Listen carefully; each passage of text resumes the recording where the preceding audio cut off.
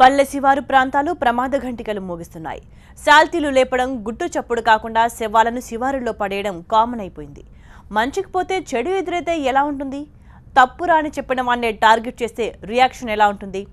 వివాదం సద్దుమణుగుతోందని అనుకున్నాడే కానీ తన ప్రాణాలు పోతాయని అనుకోలేదు.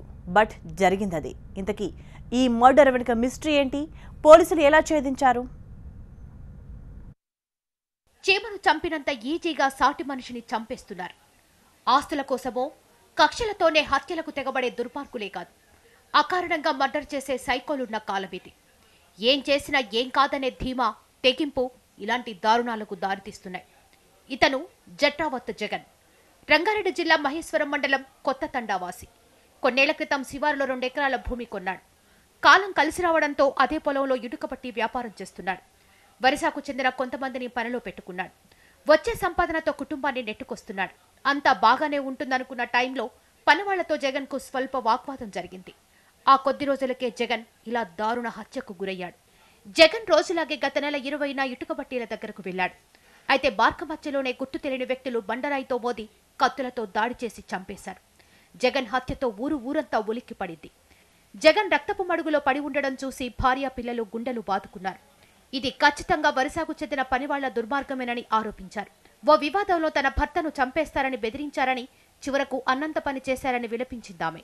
అన్నాడు ఈ కొయ్యని చంపినట్లు వాన్ చంపితే కూడా ఎవడు అడగాడు అన్నాడు. అన్నాడు నెత్తి మీద మనువయ్య వాడు మొత్తం దండ మొత్తం 5 ఏళ్ళకి రావుడి దండనే చేస్తాడు. వాడు ఇంత పొడు కత్తులు పెట్టుకొని తిరిగాక నాకు కన్నారా నేను చూసిన వాళ్ళ ఇంట్లో. మర్డర్ మిస్టరీని సీరియస్ గా తీసుకున్న పోలీసులు దర్యాప్తు చేపట్టారు. మర్డర్ జరిగిన నాటి నుంచి పనివాళ్లు కనిపించకపోవడం, జగన్ కుటుంబ సభ్యులు కూడా వారిపైనే అనుమానాలు వ్యక్తం చేయడంతో ఆ దిశగా దర్యాప్తు చేపట్టారు. దీంతో హంతకముఠ అడ్డంగా బుక్కైంది. ఓ చిన్నపాటి వివాదాన్ని మనసులో పెట్టుకుని కొంతమందికి సుపారీ ఇచ్చి మరి హత్య చేసినట్లు విచారణలో తేలిందన్నారు పోలీసులు. మలిశెట్టి సునీల్ 35 సంవత్సరం, కొత్త మొల్గరా విలేజ్, బూట్పూర్ మండల్ కింద ఉన్నటువంటి కొత్త మొల్గరా విలేజ్లో నివాసిస్తున్నటువంటి సునీల్ని ఒక 9 మంది కలిసి చంపడం జరిగింది.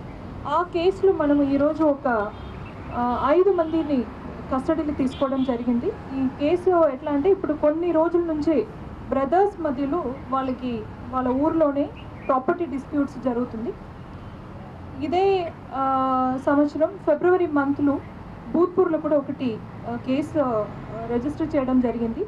వివాదం చిన్నదే కానీ దిద్దుకోలేని తప్పు చేశారు. వీరి ఆవేశానికి ఓ కుటుంబం రోడ్డున పడింది. ఇంతకాలం హ్యాపీగా ఉన్నంతలో జీవనం కొనసాగించిన జగన్ ఫ్యామిలీ అతని మరణంతో దిక్కుతోచని స్థితిలో పడిపోయింది.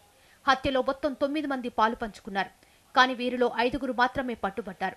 మరో 4గురిని త్వరలోనే అరెస్ట్ చేస్తామన్నారు పోలీసులు.